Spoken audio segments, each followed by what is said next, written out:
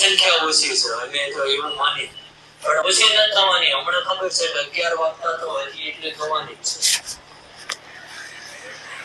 આ થોડું અમે વહેલું ચાલુ કરી દીધું વરસાદના હિસાબે. કેમ કે કોઈ દૂરથી આવ્યા હોય ને એને સલાહ સૂચન લઈ જવું હોય તો વરસાદના કારણે અટવાય નહીં. અને જે દૂર ના હોય, વાહન ના હોય, તો એની માટે રહેવાની વ્યવસ્થા છે જેનો કોઈ ચાર્જ નથી. સમજે? હવે કે હાથ ના બોલો, પણ માણસો શું કરે છે, ક્યાં લઈ જાય છે, મારે એનેથી કોઈ લેવા દેવા નથી. મારો કોઈ અંગત નથી, મારો કોઈ શત્રુ નથી. સમજાય? કે બીજા પાખંડ કરે છે અને અમે સત્યવાદી છીએ એવું નથી કહેતા. કે બધું ડિપેન્ડ તમારી ઉપર કરે છે, નક્કી તમારે કરવાનું. હું તો કહું છું 5 જગ્યાએ ચકાસો. સમજાય? કે જો કોઈ આપણું મફત કામ કરે તો ત્યાં રોકાઈ જવું. આ બરોબર જ બોલું છું ને? અને હવે આ કરીએ છીએ એટલે કીધું કે તમે પાર્કિંગ થી લઈને પ્રસાદીની ડીશ લો ત્યાં લગી જો તમારી પાસે કોઈ 5 પૈસા માંગે તો આ માથું ઉતારી ભોળાનાથના પગમાં નાખી દઉં છું. માંગ્યા? કેમ? કે ક્યારે મેં ધૂળી કે પ્રવચનમાં એવું કીધું હોય તો કે દાદા ભગવાન છે એવું કીધું હોય તો કીધું છે? નથી કીધું. એને કીધું કે હું ભગવાન નથી ભાઈ, પણ મેં એવું નક્કી કર્યું કે કોઈ દિવ્ય આત્મા છે કે એને લોકોની મદદ કરવી હતી એટલે પરત આવ્યું છે. મને ધૂણાવા ના આવ્યું. નક્કી કરી લેજો, મને ધૂણાવા નથી આવ્યું. અને મને કોઈ ધૂણવાનો શોખ નથી. 1 વર્ષથી કોઈ બતાવો મને કોઈને અહીંયા માંડવા ધૂણતો પાડ્યો હતો. પાડ્યો કે જ્યારે અમે આ ગતિને નતા સમજતા એ પ્રવેશ કરતી હતી ત્યારે વસ્તુ અલગ હતી. પણ અમે એની પાસે કંઈક નવું માંગીએ છીએ કે અમને કંઈક એવું માધ્યમ બને કે બીજા ધૂણા દીનો મન વિરોધ નથી. ભલે પછાડ્યું કઈ ધૂણા મન કઈ વાંધો.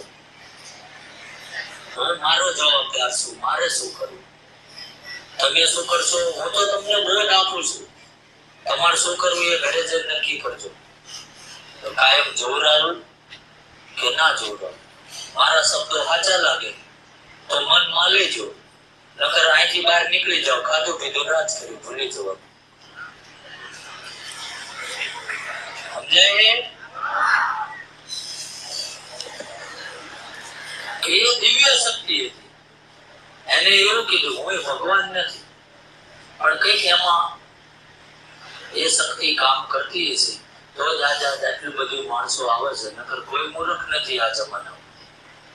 છે અને કોઈ કોઈના હાટું રોકાતું નથી. રોકાતું હોય તો આજે આ જે કોઈ બેઠા છો મનમાં ક્યાંક ને ક્યાંક દર્શન કર્યા છે, કંઈક તો માંગ્યું હોય છે. કોઈ એવું નહીં માંગ્યું હોય કે હું દર્શન કરું છું મારા પાડોશી સુખી કરી દેજે. માંગ્યું છે? માંગ્યું હોય છે. કદાચ પોતાના પરિવાર માટે માંગ્યું હોય છે, બેન માટે માંગ્યું હોય છે, ભાણેજ માટે માંગ્યું, હા હું મારા હાટું માંગ્યું છે. પાડોશ વાળા મારા માટે પાયા નહીં, કારણ કે પહેલો કામમાં પાડોશી આવે છે. સારું હોય તો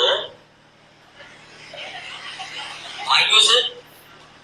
એમ પરમાત્મા એમ કહે છે કે તમે અહીંયા આયા છો, આ ચેતના એવું કહે છે, જે આ દિવ્ય આત્મા છે એ એવું કહે છે કે આ તમે શું ઉદ્દેશથી આયા છો મને બધી ખબર છે.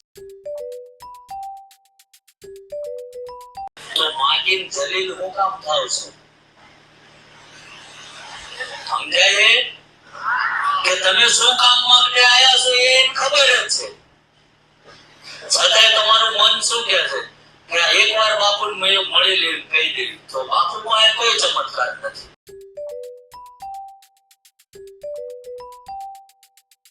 કર્યો મેં કોઈ ચમત્કાર? થયો?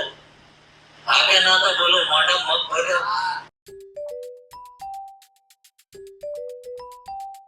જો તમારે જ નથી જાગવું તો હુઈ રહો ને. નવરાશ મારી પાસે જ નથી. જાઓ અંધશ્રદ્ધાની કતારમાં જાઓ. વેચો બાપાના 2-5 વીઘા પડ્યા વેચ નાખો. અસત્ય બોલું છું? હજુ મોઢામાં ભર્યા છે. ગામમાં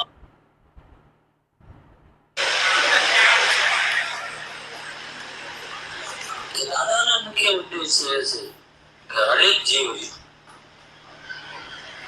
એ એકબીજાના કામમાં આવે. આવું કે ના આવું એ તમારે નક્કી કરવાનું. મેં તો મને જે ઉજાડ્યું એ બોલી દીધું. સમજાય?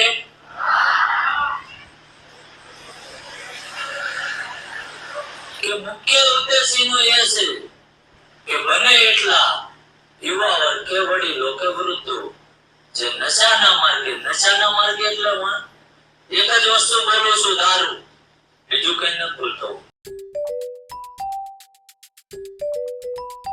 દારૂના માર્ગે જતા રહ્યા છે અને જેને આ દલદલમાંથી નીકળવું છે તો એ દાદાના આશીર્વાદથી બહાર નીકળી શકે છે.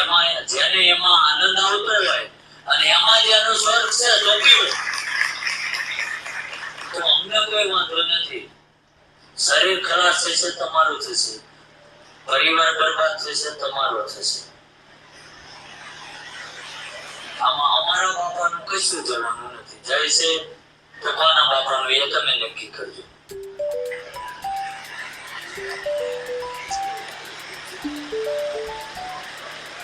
કારણ કે હું ઘણા ટાઈમથી મનોમન મંથન કરું છું કે ઘણી અપેક્ષાઓ લઈને માણસો આવે, ઘણી. એટલે માનું છું કે બધાને હરખું જ્ઞાન ના હોય, પણ જ્ઞાન કોક આપે તો પછી તો સમજણ હોય ને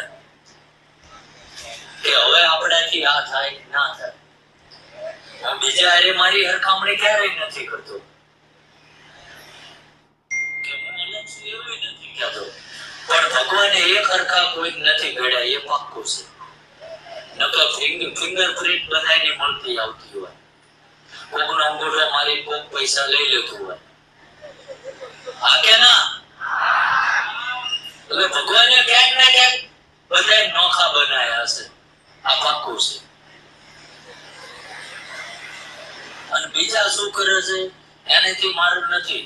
કારણ કે મને ખબર છે જો બધું સત્ય બોલી નાખીશ ને તો આ બધા મળી મારી ઉપર હાવી થઈ જવાના છે. એટલે નહીં બોલું, બીજું આગળનું તમે સમજી દીધું.